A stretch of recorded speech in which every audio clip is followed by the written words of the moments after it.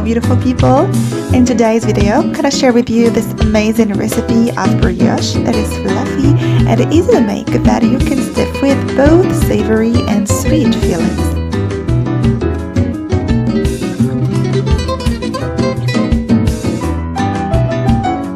I stuffed some with pastry cream and they turned out really fabulous, and I stuffed some others with a really mouth-watering filling that I really recommend you to try, guys.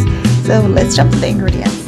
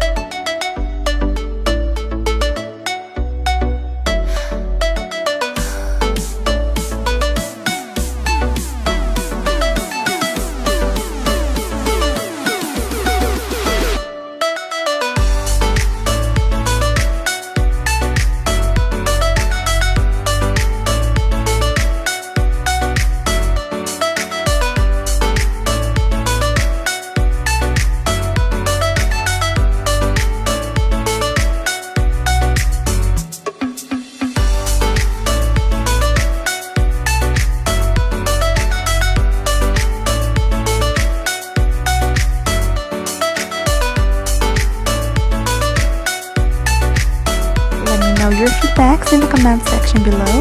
Don't forget to like, subscribe, and share this video and hit the notification bell.